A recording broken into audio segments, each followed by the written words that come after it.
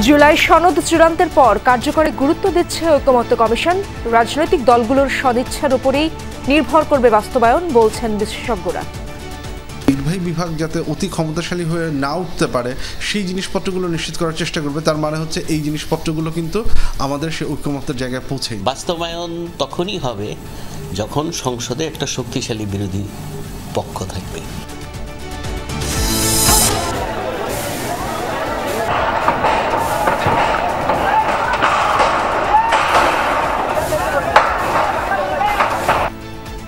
রাজবাড়ীতে নুরাল পাগলার মাজার ও বাড়িতে তৌহিদি জনতার ব্যানারে ভাঙচুর আগুন। রাজশাহীর পবায় খানকা শরীফে হামলা।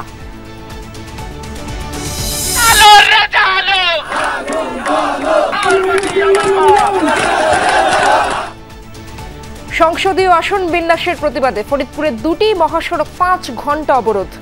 কক্সবাজারে বাকখালী নদীতে উচ্ছেদ বন্ধের দাবিতে বিক্ষোভ।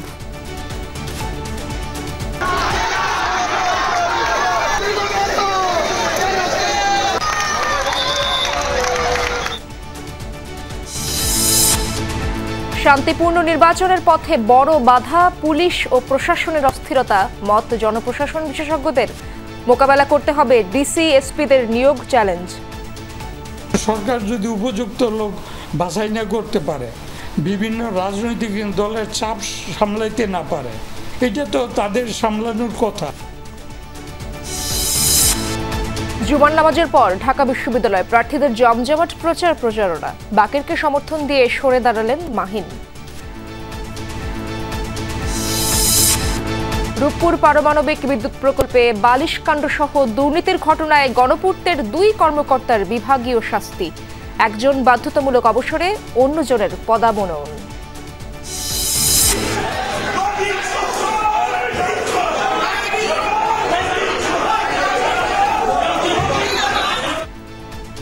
বিজেপি শাসিত রাজ্যগুলোয় বাংলাভাষীদের হেনস্থার প্রতিবাদে পশ্চিমবঙ্গ রাজ্যসভায় তুমুল হট্টগোল। মোদীকে চোর আখ্যা দিলেন মমতা।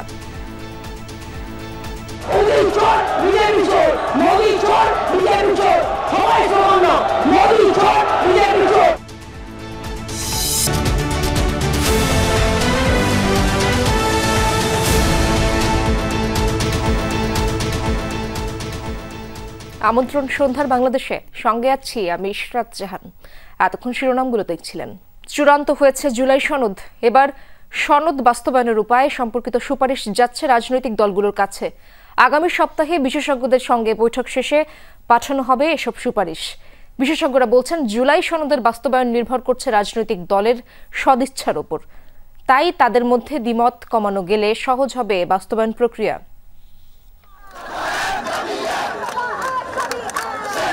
2024 সালের জুলাই আন্দোলনে পতন হয়েছে আওয়ামী লীগ সরকারের। এরপর একটি জনকল্যাণকর রাষ্ট্র বিনির্মাণে জাতীয় সনদের দাবি তোলে আন্দোলনে নেতৃত্ব দানকারী শিক্ষার্থী ও সংগঠন। অবশেষে প্রস্তুত জুলাই সনদ, যা রাষ্ট্রের বিভিন্ন ক্ষেত্রে সংস্কার বাস্তবায়নে ঐক্যমত্যের একটি রাজনৈতিক দলিল। জুলাই সনদে রাষ্ট্রীয় ও সাংবিধানিক স্বীকৃতি পাবে ছাত্র জনতার অভ্যুত্থান। এছাড়া রাষ্ট্র ব্যবস্থায় কি কি সংস্কার করা হবে তার দিক নির্দেশনা থাকছে সনদে। এ নিয়ে সব রাজনৈতিক দলগুলোর সঙ্গে দফায় দফায় বৈঠক হয়েছে। বেশিরভাগ বিষয়ে সব দল একমত হলেও কয়েকটি ইস্যুতে আছে দ্বিমত। যে জুলাই সনদটা আপনি তৈরি করছেন, সেই জুলাই সনদটা এক অর্থে তাহলে ফান্ডামেন্টাল পলিটিক্যাল চেঞ্জ, যেটা চেক অ্যান্ড ব্যালেন্স নিশ্চিত করবে, ক্ষমতার ভারসাম্য রক্ষা করার ক্ষেত্রে কাজ করবে, এক্সিকিউটিভ বা নির্বাহী বিভাগ যাতে অতি ক্ষমতাশালী হয়ে না উঠতে পারে সেই জিনিসপত্রগুলো নিশ্চিত করার চেষ্টা করবে। তার মানে হচ্ছে এই জিনিসপত্রগুলো কিন্তু আমাদের সেই ঐক্যমত্যের জায়গায় পৌঁছেনি। আগস্ট 5 পরবর্তী সময়ে যেখানে বারবার বলা হচ্ছিল যে এমন একটা রাজনৈতিক ব্যবস্থা তৈরি করা যাতে কর্তৃত্ববাদ বা ফ্যাসিবাদ কোনো ফর্মে ফেরত না আসতে পারে, তাহলে তো সেটা আমরা নিশ্চিত করতে পারছি না। সনদ চূড়ান্ত হলেও বাস্তবায়ন কিভাবে হবে তা নিয়ে আছে বড় প্রশ্ন। এবার বাস্তবায়নের দিকে গুরুত্ব দিচ্ছে জাতীয় ঐকমত্য কমিশন।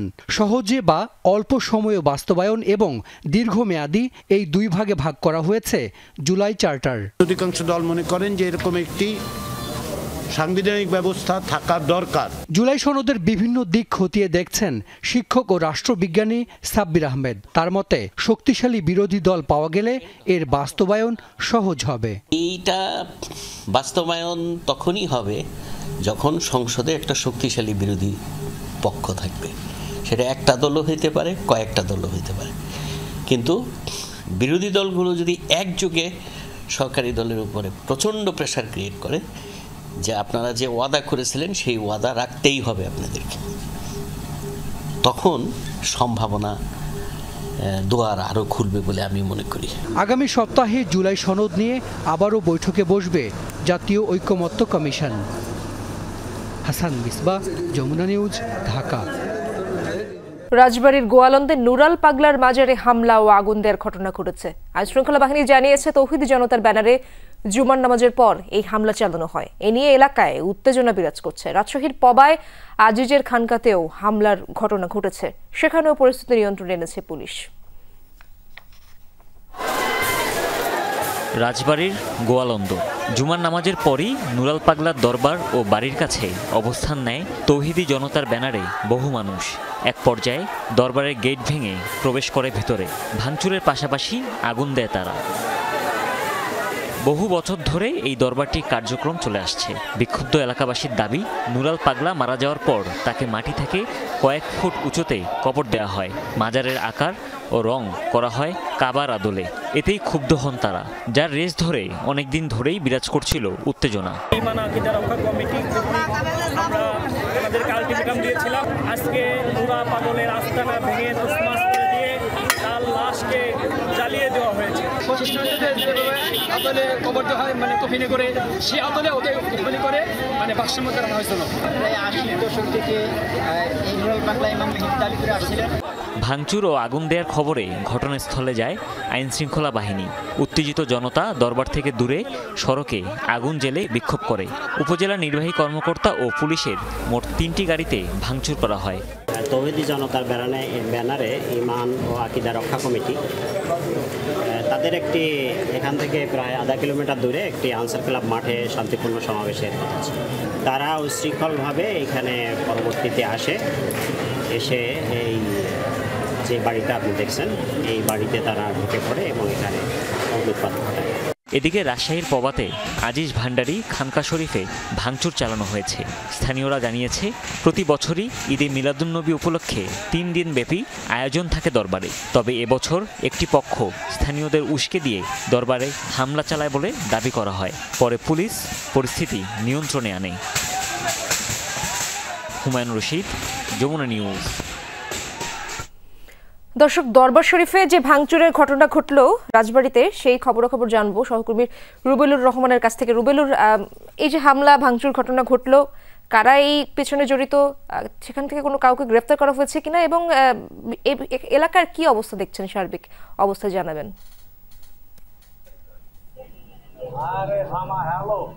আমি এই মুহূর্তে রয়েছি গোয়ালন্দ যে পাক দরবার শরীফ। আজকে জনতা আসলে যে বিক্ষোভ কর্মসূচি ছিল, যে এই বিক্ষোভ কর্মসূচি থেকে কিন্তু এই যে পাক দরবার শরীফ এবং এই যে বাড়ি নুরাল পাগলের বাড়ি, সেটিতে কিন্তু হামলার ঘটনা ঘটে।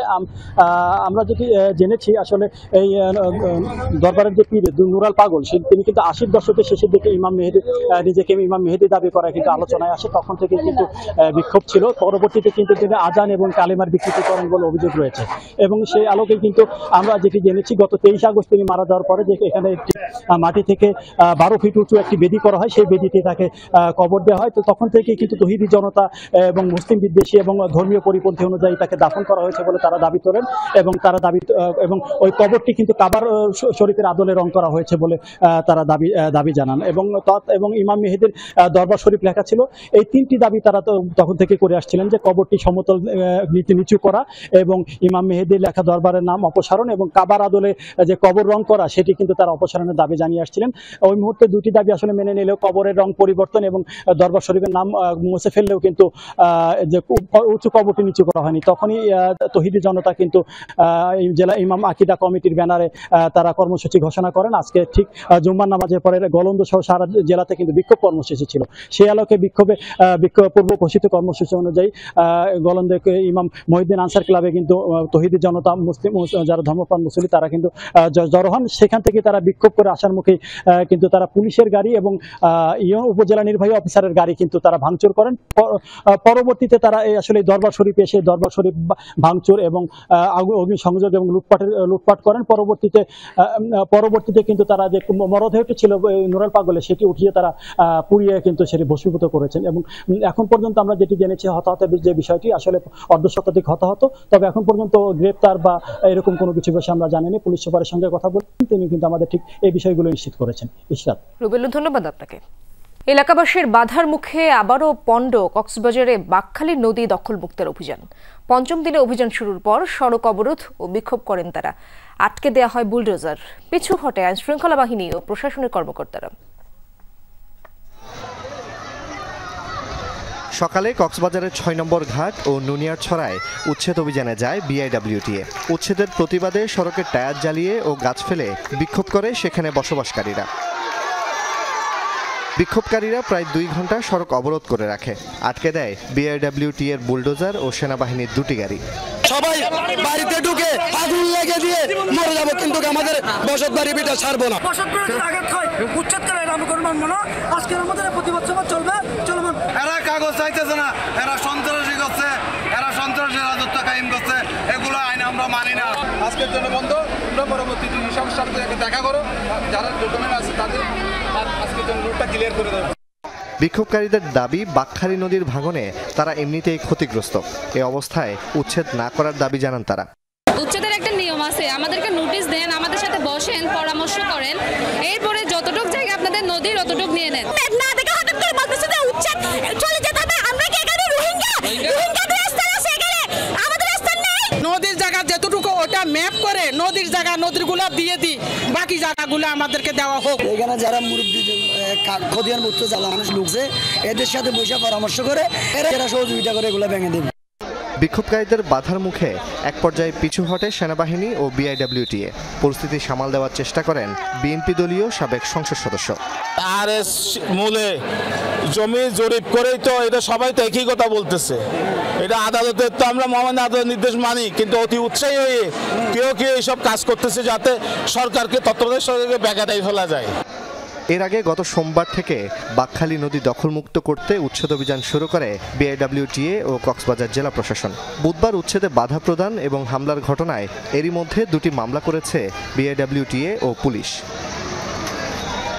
জুবাইদ ইবনে শাহাদাত, যমুনা নিউজ। দিনভর অবরোধে স্থবির ফরিদপুরের ভাঙ্গায় ঢাকা খুলনা ও ঢাকা বরিশাল মহাসড়ক।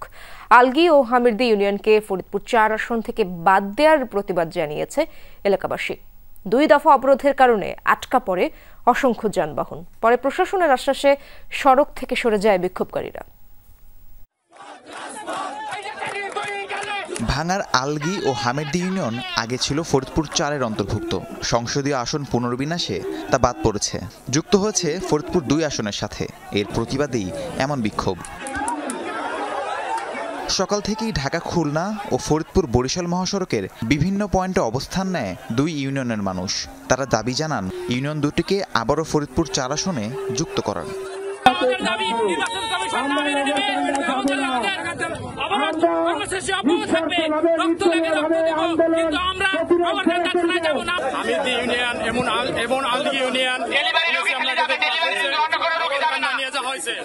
আমাদের এক বিন্দু রক্ত থাকাকালীনই আমরা নগরকান্দা যাব না। এই 2টা ইউনিয়নকে ষড়যন্ত্রকারীরা এবং বিভিন্ন চক্রান্তকারীরা তারা ক্ষমতায় জেতার জন্য এই কামটা করেছে। প্রশাসনের আশ্বাসে দুপুরে পরিস্থিতি স্বাভাবিক হয়, তবে বিকেলে আবারও বিক্ষোভে নামেন এলাকাবাসী। অবরোধ করা হয় মহাসড়ক। যতক্ষণ পর্যন্ত নির্বাচন কমিশন আমাদেরকে আশ্বস্ত না করবে যেটা প্রত্যাহারের ফাইনাল চূড়ান্ত আমাদেরকে আশ্বস্ত না করবে ততক্ষণ পর্যন্ত ভাঙ্গা আমরা প্রাথমিক কর্মসূচি দিয়েছি এবং এর পরবর্তীতে দক্ষিণবঙ্গ পুরো অচল করে দেওয়া হবে, ভাঙ্গা ব্লকেট করে দেওয়া হবে। যদি প্রশাসনিক কাজকর্ম যেহেতু বিভক্তি করছে, আমরা যদি নগরকান্দা অথবা সারদা যেতে চাই, সেক্ষেত্রে আমাদের প্রতিদিন 70 থেকে 80 টাকা এক একজন দিনমজুরি ক্ষতি হবে। যতক্ষণ পর্যন্ত ওইসিডি আমাদেরকে পুনরায় ঘোষণা না দিবে ততক্ষণ পর্যন্ত আমরা এই রাজপথে দাঁড়িয়ে থাকবো। দিনভর অবরোধের কারণে মহাসড়কে দেখা দেয় স্থবিরতা, আটকা পড়ে অসংখ্য যানবাহন, চরম দুর্ভোগে পড়েন যাত্রী ও চালকরা। রাহিম সারোয়ার, যমুনা নিউজ। মব ভীতি ও অস্থিরতা কাজ করছে প্রশাসন ও পুলিশে। এই অবস্থায় সুষ্ঠু ও শান্তিপূর্ণ নির্বাচন সরকারের জন্য বড় চ্যালেঞ্জ বলে মনে করছেন জনপ্রশাসন বিশেষজ্ঞরা। তারা বলছেন, নির্বাচন ঘনিয়ে এলে ডিসি, এসপি, ওসি, ইউএনও নিয়োগের চ্যালেঞ্জ মোকাবেলা করতে হবে। জনপ্রশাসন সচিব বলছেন, নির্বাচনের জন্য প্রস্তুত প্রশাসন, যোগ্য ও নিরপেক্ষদের ডিসি হিসেবে নিয়োগ প্রদান শুরু হয়েছে। আলমগীর স্বপনের রিপোর্টে বিস্তারিত দেখব। আওয়ামী লীগ আমলে 3টি প্রশ্নবিদ্ধ নির্বাচনে ভোট দিতে পারেননি সংখ্যাগরিষ্ঠ ভোটার। ক্ষমতাসীন দলের আজ্ঞাবহ হয়ে বিতর্কিত ভূমিকা পালন করেছিলেন ডিসি, এসপি, ইউএনও, ওসিরা। রিটার্নিং অফিসার, সহকারী রিটার্নিং অফিসার সরকারের পারপাস সার্ভ করছে এবং নির্বাচন কমিশনও সেভাবে ভূমিকা পালন করছে। এখন অন্তর্বর্তী সরকারের সামনে বড় চ্যালেঞ্জ ফেব্রুয়ারির সংসদ নির্বাচন নিরপেক্ষ ও শান্তিপূর্ণ করা। জনপ্রশাসন সংক্রান্ত উপদেষ্টা কমিটি রিটার্নিং ও সহকারী রিটার্নিং অফিসারের দায়িত্ব পালনে ডিসি ও ইউএনওদের নিয়োগের জন্য বিবেচনা করছে যোগ্যতা ও নিরপেক্ষতা। নির্বাচন সামনে রেখে শুরু হয়েছে নতুন ডিসি নিয়োগ ও রদবদল প্রক্রিয়া। অনেকে প্রমোশন পেয়ে জয়েন্ট সিট রয়েছে, গ্রাজুয়ালি তারা উঠে আসবে এবং বাই দিস টাইম ইমিডিয়েট কয়েক জায়গায় দেওয়া হয়েছে, আরও কয়েকজন ডিসি রিপ্লেসমেন্ট হবে, নতুন দেওয়া হবে। ইলেকশনের আগে মোটামুটি একটা পর্যায়ে আমরা ডিসি প্রায় যেখানে যেখানে দরকার রিপ্লেস করে দেব। নির্বাচনকালীন এসপি, ওসি পদায়নে লটারির ঘোষণা দিয়েছে স্বরাষ্ট্র মন্ত্রণালয়। ডিসি, ইউএনওদের ক্ষেত্রে এ পথে হাঁটছে না জনপ্রশাসন মন্ত্রণালয়। লটারিতে বড় ধরনের সংকট দেখছেন জনপ্রশাসন বিশেষজ্ঞ ফিরোজ মিয়া। লটারির মাধ্যমে করা টাইমে নাকি কিন্তু সরকারের দুর্বলতা প্রকাশ পায়, কারণ সরকার যদি উপযুক্ত লোক বাছাই না করতে পারে, বিভিন্ন রাজনৈতিক দলের চাপ সামলাইতে না পারে, এটা তো তাদের সামলানোর কথা। এখানে লটারির প্রশ্ন আসবে কেন? লোকজন তো চাবে পলিটিক্যাল পার্টি যে আমাকে দাও, আমাকে দাও, সেটা সরকার শুনবে কেন? আমাদের নিয়োগ বিধি আছে, বদলি পদায়ন আছে, এগুলো সব সেট করা, এগুলো নিয়ম মতো হবে, এখানে কোনো সমস্যা নেই এবং আমরা এবার অনেক প্যাশেন্স সময় দিচ্ছি। জাতীয় সহ বিভিন্ন নির্বাচনে দায়িত্ব পালন করেছেন অবসরপ্রাপ্ত অতিরিক্ত সচিব ফিরোজ মিয়া। বলছেন, নির্বাচনে সরকারের অন্যতম চ্যালেঞ্জ আইন শৃঙ্খলা। বর্তমানের এন্টার জনপ্রশাসনটাই কিন্তু অস্থির এবং দুর্বল এবং তাদের মধ্যে মারাত্মক একটা ভীতি কাজ করছে। তো সরকারের উচিত তাদেরকে এমন নিশ্চয়তা দেওয়া যে কোনো মব সৃষ্টি হলে সেটা আইন শৃঙ্খলা বাহিনী বা সেনাবাহিনী সেটা প্রতিহত করবে। প্রশাসনিক যে প্রস্তুতি সেটা আপডেটেড, কোনো সমস্যা নেই। নির্বাচন তফসিল যেদিন ঘোষণা হবে সেটা হলো শিডিউল, এর আগে থেকে আমাদের যা যা প্রস্তুতি নেওয়ার প্রশাসন প্রস্তুত। জনপ্রশাসন বিশেষজ্ঞরা বলছেন, শুধু ডিসিএসপি না, ভোট কেন্দ্র নিয়ন্ত্রণে সাহসী ও নিরপেক্ষ প্রিজাইডিং অফিসার নিয়োগ নিয়েও পরিকল্পনা থাকতে হবে সরকারের। আলমগীর স্বপন, যমুনা নিউজ, ঢাকা। আওয়ামী লীগের সাথে আতাতের মাধ্যমে কেউ নির্বাচন বানচাল করতে চাইলে তাদের প্রতিহত করা হবে, এমন হুঁশিয়ারি দিয়েছেন বিএনপি চেয়ারপারসনের উপদেষ্টা জয়নুল আবদিন ফারুক। সকালে জাতীয় প্রেস ক্লাবের এক আলোচনা সভায় তিনি বলেন, এখনও ষড়যন্ত্র শেষ হয়নি, দিল্লির প্ররোচনায় নানা কায়দায় নির্বাচন বানচালের চেষ্টা চলছে। জামায়াতকে রাজনৈতিক কৌশল পরিবর্তনের আহ্বান জানান ফারুক। বলেন, অতীতের ভুল ভ্রান্তির জন্য জনগণের কাছে ক্ষমা চাইতে হবে তাদের। কখনো পিআর, কখনো গণভোট না হলে নির্বাচনে যাব না, এমন দাবি থেকে সরে আসার আহ্বান জানান বিএনপি চেয়ারপারসনের এই উপদেষ্টা। বলেন, জনগণ ভোট দিতে পারলে নিরঙ্কুশ জয়লাভ করবে বিএনপি।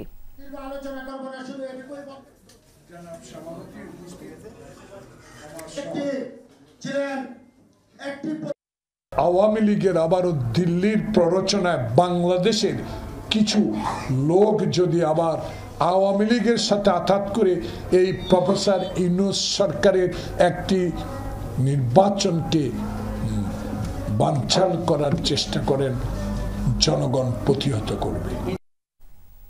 রাজনীতিবিদরা চিকিৎসার জন্য বিদেশে যান বলেই দেশের চিকিৎসার উপর মানুষের আস্থা কমেছে, এমনটা মনে করেন জামায়াতের আমির ডাক্তার শফিকুর রহমান।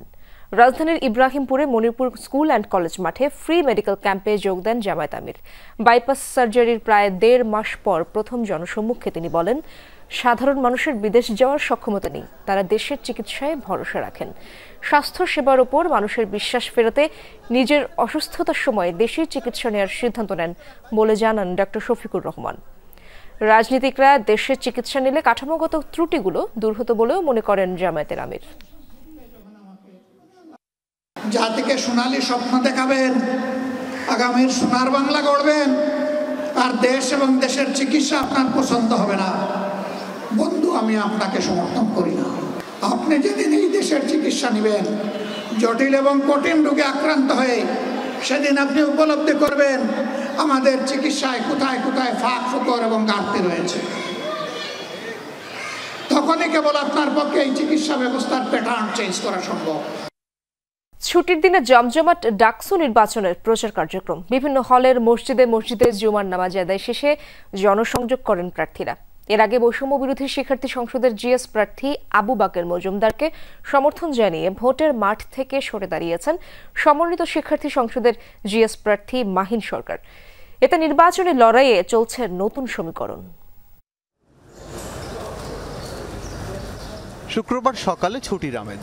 বেলা 11টার আগে প্রার্থী কিংবা ভোটার খুব একটা দেখেনি কারো। 2-1 জনকে দেখা মেলে ডাকসু ভবনের সামনে করেন জনসংযোগ। কত নিয়ম ভঙ্গের একদম আপনার বলবো ছড়াছড়ি। কারোর জন্য একদিন বাড়িয়ে দেওয়া হয়, কেউ ফেস্টুন টানা সেটা তুলতে পারে না, একদিন সময় লাগে। প্রশাসন চেপে ধরছে, টুটি চেপে ধরছে যারা স্বতন্ত্র প্রার্থী তাদেরকেই প্রায় তাদেরকে শোকজ করছে, কিন্তু যাদের রাজনৈতিক ব্যাকআপ আছে বা মাদার পার্টি আছে তাদের ব্যাপারে প্রশাসন চুপ থাকছে। কিছুক্ষণ পরেই জরুরি সংবাদ সম্মেলনের ডাক বৈষম্য বিরোধী শিক্ষার্থী সংসদ ও সমন্বিত শিক্ষার্থী সংসদের 2 জিএস প্রার্থীর। গুঞ্জন, তবে কি ভোটের মাঠে নতুন সমীকরণ? আবু বাকের মজুমদারের বিজয়ী মাহিন সরকারের বিজয় বলে সূচিত হবে ইনশাআল্লাহ। দুজনেই জানান অভ্যুত্থানের সম্মুখ সারিতে যারা ছিলেন তাদের বিজয়ী হওয়াটা খুবই দরকার। তারাই ভালো বুঝবেন শিক্ষার্থীদের ভালো মন্দ। আমার কোনো পূর্ব পরিকল্পনা ছিল না যে আমি কোনো প্যানেলকে ভেঙে এখানে চলে আসব। জাতীয় নাগরিক পার্টি তার জায়গা থেকে বিমাতা সুলভ আচরণ করেছে। সবাই আমাদেরকে নানাভাবে সাজেস্ট করেছিলেন যে আমরা যাতে একত্রে মুভ করি, যে কোনো ফরম্যাটে হোক। মাহিন ভাই সেই জায়গায় সহযোগিতা করেছেন, তিনি তার বড় মনের পরিচয় দিয়েছেন। জুমার নামাজের পরে জমে ওঠে গণসংযোগের মাঠ। ছাত্রদল মনোনীত ভিপি প্রার্থী নামাজ আদায় করেন মহসিন হলে, তুলে ধরেন তার প্যানেলের ভাবনা। বাংলাদেশব্যাপী একটা গুজব ছড়ানো হচ্ছে, যে অপচেষ্টা চালানো হচ্ছে, সেটা নিয়ে নির্বাচন কমিশনের উচিত গোটা জাতিকে সতর্ক করা। শিবির মনোনীত ভিপি পদপ্রার্থী আবু সাদিক কায়েম নামাজ আদায়ে যান সূর্য সেন হলে। এছাড়াও বাক্সাস মনোনীত ভিপি প্রার্থীও সূর্য সেন হলে গণসংযোগ করেন। বিভিন্ন হলে স্বতন্ত্র প্রার্থীরাও ভোট চান। ছিল আচরণবিধি লঙ্ঘনের পাল্টাপাল্টি অভিযোগ। আমাদের যে বিশ্ববিদ্যালয় নিয়োগ প্রক্রিয়া সেটাকে ট্রান্সপারেন্ট করা। এখানে নিয়োগ হবে বিশ্ববিদ্যালয়ে মেরিটোক্রেসির ভিত্তিতে, কোনো দলীয় বিবেচনায় অথবা দলীয় পরিচয়ের মাধ্যমে এখানে নিয়োগ হবে না। আপনারা ভাগ্য নির্বাচন করুন, যেন কেউ আপনার এই যে নির্লিপ্ততা নির্বিকার মনোভাবকে কাজে লাগিয়ে আপনার ভাগ্যকে নিয়ে সিনিমিনি খেলা না করতে পারে। ডাকসু নির্বাচন কমিশন বলছেন আচরণবিধি লঙ্ঘন এবং সাইবার বুলিং এর ব্যাপারে ছাড় দেয়া হচ্ছে না। ভোটারদের ভুল এড়াতে মক ভোটিং এর কথাও জানায় কমিশন। আগামী রবিবার 12টায় ভোটদান কিভাবে হবে সেই বিষয়ে জ্ঞান দিবেন, নলেজ দিবেন, যাতে তারা বুথে গিয়ে অথবা কেন্দ্রে গিয়ে লাইনে গিয়ে নির্বিঘ্নে ভোট দিয়ে আসতে পারে। কমপক্ষে 40,000 ভোটারের এই নির্বাচনে সবার প্রত্যাশা কোনো গোলযোগ কিংবা বিশৃঙ্খলা ছাড়াই হবে বহুল প্রতীক্ষিত ডাকসু নির্বাচন। গুঞ্জন আছে আগামী 2-1 দিনের মধ্যে অনেক প্রার্থী হয়তো অন্য প্রার্থীকে সমর্থন জানিয়ে ভোটের মাঠ থেকে সরে দাঁড়াতে পারেন। তাতে তৈরি হবে নতুন সমীকরণ। সেই সমীকরণের মেলবন্ধনে শেষ পর্যন্ত 9 সেপ্টেম্বরের ভোটে কে বিজয়ী হন সেটি এখন দেখার বিষয়। আল আমিন হক অহন, যমুনা নিউজ, ঢাকা। পাবনার রূপপুর গ্রিন সিটি প্রকল্পে কেনাকাটায় অস্বাভাবিক ব্যয়ের অভিযোগে দোষী সাব্যস্ত হওয়ায় গণপূর্তের এক উপসহকারী প্রকৌশলীকে বাধ্যতামূলক অবসর ও অন্যজনকে পদাবনমনের শাস্তি দেওয়া হয়েছে। বৃহস্পতিবার এ বিষয়ে প্রজ্ঞাপন জারি করে গৃহায়ন ও গণপূর্ত মন্ত্রণালয়। সে সময়ে ওই প্রকল্পে কেনাকাটায় ব্যাপক অনিয়মের খবর দেশ জুড়ে তোলপাড় হয়। দর্শক, মনে আছে ৬,০০০ টাকার একটি বালিশ, যেটি আবার একটি ভবনের নিচ থেকে উপরে তোলার খরচও প্রায় ১,০০০ টাকা। ঠিক ধরেছেন, বলছিলাম রূপপুর পারমাণবিক বিদ্যুৎ কেন্দ্রের আবাসিক প্রকল্পের সে আলোচিত বালিশ কাণ্ডের কথা, যেটি নিয়ে রীতিমতো লঙ্কাকাণ্ড ঘটেছিল ২০১৯ সালে। প্রায় ৬ বছর পর সেই ঘটনায় অভিযুক্তদের শাস্তির আওতায় আনতে শুরু করেছে গৃহায়ন ও গণপূর্ত মন্ত্রণালয়। মন্ত্রণালয় বলছে, মোহাম্মদ শাহিন উদ্দিন ও মোহাম্মদ আলমগীর হোসেন রাজশাহী গণপূর্ত জোনে কর্মরত থাকা অবস্থায় রূপপুর গ্রিন সিটি প্রকল্পের কেনাকাটায় অস্বাভাবিক ব্যয় নিয়ে সংবাদ প্রকাশিত হয় গণমাধ্যমে। এ নিয়ে গণপূর্ত অধিদপ্তর এবং গৃহায়ন ও গণপূর্ত মন্ত্রণালয়ের তদন্ত প্রকল্পে অস্বাভাবিক ব্যয়ের প্রমাণ মেলে।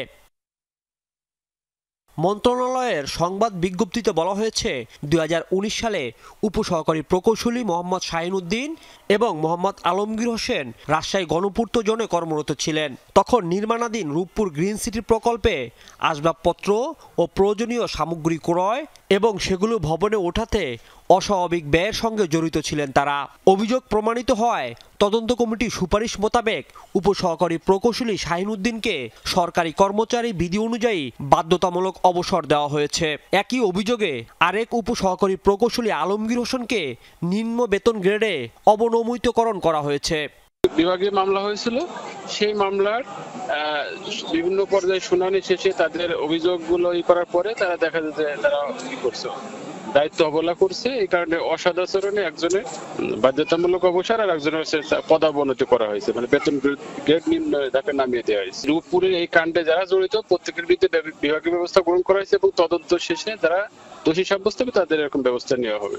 ২০১৯ সালে প্রকল্পের আবাসিক ভবনের জন্য ১৬৯ কোটি টাকার কেনাকাটায় বড় ধরনের অনিয়মের খবর প্রকাশিত হয় গণমাধ্যমে।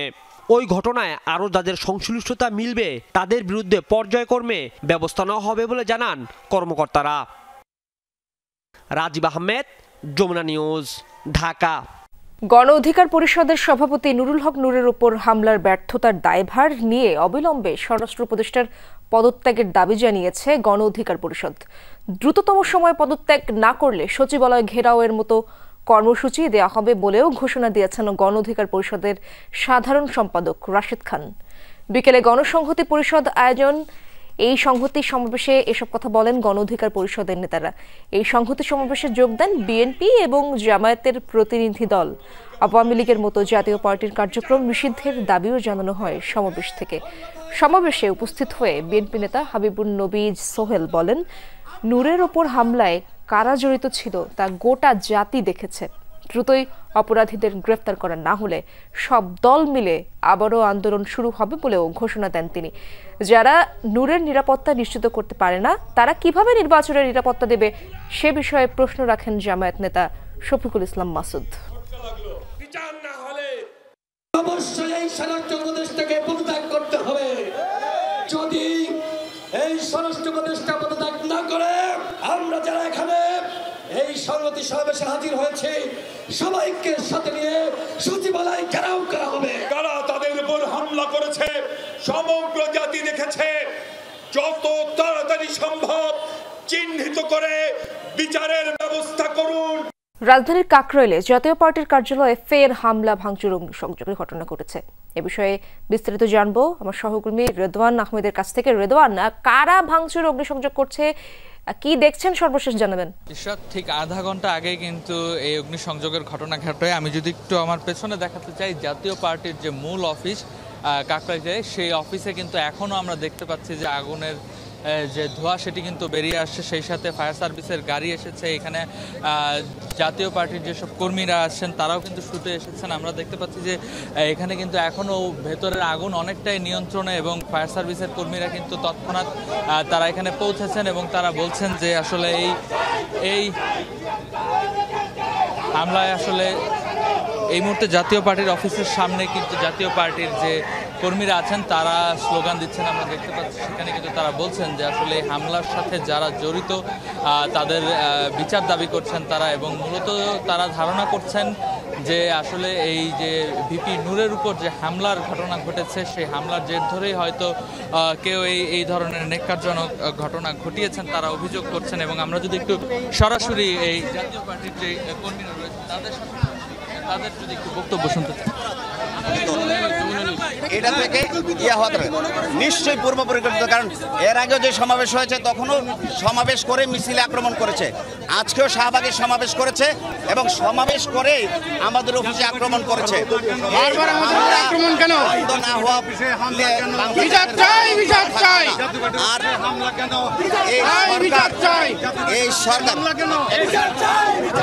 এই সরকারের দায়িত্ব হলো জানমালের নিরাপত্তা দেওয়া, সরকারের দায়িত্ব হলো মব বন্ধ করা, সরকারের দায়িত্ব হলো মবের বিরুদ্ধে অবস্থান গ্রহণ করা।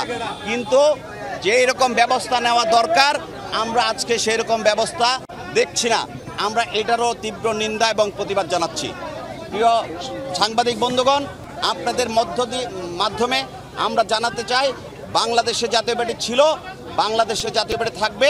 জিএম কাদেরের নেতৃত্বে ঐক্যবদ্ধ জাতীয় পার্টি আগামী দিনের সমস্ত লড়াই সংগ্রামে ইনশাআল্লাহ থাকবে। আমরা যেমনটি আমরা শুনছিলাম জাতীয় পার্টির একজন প্রেসিডিয়াম সদস্য আমাদের যেমনটি জানাচ্ছিলেন যে আসলে হামলার জন্য কিন্তু তিনি গণ অধিকার পরিষদের যারা রয়েছেন তাদেরকেই কিন্তু দায়ী করছেন। এবং আমরা দেখতে পাচ্ছি যে এখানে জাতীয় পার্টির যেসব কর্মীরা রয়েছেন এই হামলার কিন্তু তারা বিচার চেয়ে এখান থেকে স্লোগান দিচ্ছেন। এবং জাতীয় পার্টির যে অফিসের ভিতরে যদি আমরা একটু দেখাতে চাই এখনও কিন্তু সেখানে থেকে আসলে আগুনের যে ধোঁয়া সেই ধোঁয়া কিন্তু এখনও দেখা যাচ্ছে। ভিতরে ভাঙচুর করেছেন তারা, সেখানে ভাঙচুরের পর তারপরে অগ্নিসংযোগ করা হয়েছে। তারা মূলত জাতীয় পার্টির কর্মীরা বলছেন যে খুবই সুপরিকল্পিতভাবে হামলাটি তারা ঘটিয়েছেন এবং এর ভিতরে আসলে প্রতিটি তলায় আগুন ছড়িয়ে যায় এবং ফায়ার সার্ভিসের কর্মীরা তৎক্ষণাৎ সে আগুন নিয়ন্ত্রণে কিন্তু চেষ্টা করে, যার ফলে আসলে আগুনের যে ক্ষয়ক্ষতি সেটি কিন্তু আমরা পুরো ভবন জুড়ে না দেখতে পেলেও শুধুমাত্র নিচতলা এবং দোতলায় কিন্তু এই আগুনটি ছড়িয়ে পড়েছে। এখনও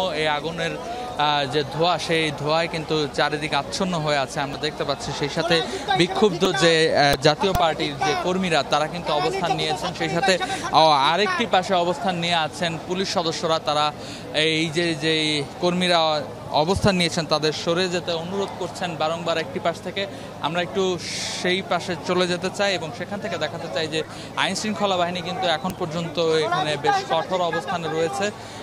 তারা যেটি বলছেন যে এখানে আসলে যারা উৎসুক জনতা কিংবা কর্মীরা রয়েছেন তাদেরকে বারবারই সরে যেতে বলা হচ্ছে এবং তারা প্রস্তুতি নিচ্ছেন যে এখানে যেন কেউ থাকতে না পারে। সেই সাথে আমরা দেখতে পাচ্ছি যে রমনা বিভাগের যিনি ডিসি মাসুদ তিনি কিন্তু উপস্থিত হয়েছেন ঘটনাস্থলেই এবং এই যে জাতীয় পার্টির অফিসের যে দুটি ভবনের যে দুটি তালা সেই তালা থেকে কিন্তু এখনও আসলে এই ধোঁয়া বেরিয়ে আসছে। আগুন অনেকটা নিয়ন্ত্রণে আসলেও কিন্তু ভেতরের যেসব ধাতব বস্তু ছিল সেগুলো কিন্তু পোড়াগন্ধ এখন পর্যন্ত ভেতরে চলে আসছে। আমরা একটু এই বিষয়ে রমনা জোনের যিনি ডিসি আছেন আমরা একটু চেষ্টা করব তার সাথে কথা বলার এবং তিনি আসলে এই বিষয়ে যদি কিছু জানান যে হামলার ঘটনায় আমরা দেখছি যে পুলিশ সদস্যরা কিন্তু এখানে বেশ শক্ত অবস্থানে আছেন এবং তারা বলছেন যে এই হামলাকারীর সাথে যারা জড়িত তাদের সবাইকে যেন আসলে বিচারের আওতায় নিয়ে আসা হয় এবং এই হামলার সাথে যারা জড়িত সবাইকে আসলে চিহ্নিত করা হবে বলেও কিন্তু জানিয়েছেন আইন শৃঙ্খলা বাহিনী। বিজেপি শাসিত রাজ্যগুলোয় বাংলাভাষীদের হেনস্থা ইস্যুতে তুমুল হট্টগোল হয়েছে পশ্চিমবঙ্গ রাজ্যসভায়। হিংসা ও বিদ্বেষ ছড়াতে বাঙালিদের ওপর হামলা করছে বিজেপি এমন অভিযোগ করেন মুখ্যমন্ত্রী মমতা ব্যানার্জি। এ সময় প্রধানমন্ত্রী নরেন্দ্র মোদীকে চোর আখ্যা দেন তিনি। এর পাল্টা প্রতিবাদে বিক্ষোভ করেন বিজেপির বিধায়করা। নিরাপত্তা বাহিনীর সাথে সংঘর্ষেও জড়ান বিরোধী দলের নেতারা।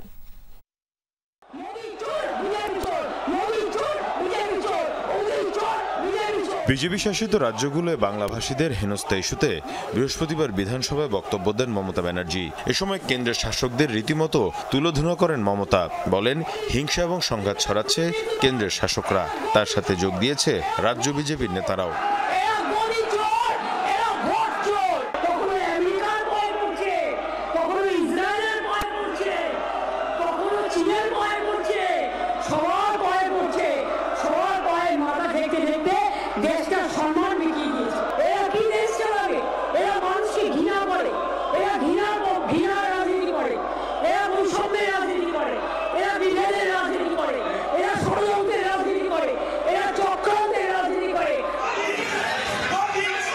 এ সময় মমতার বক্তব্যের প্রতিবাদে রীতিমতো হট্টগোল শুরু করেন বিজেপির বিধায়করা।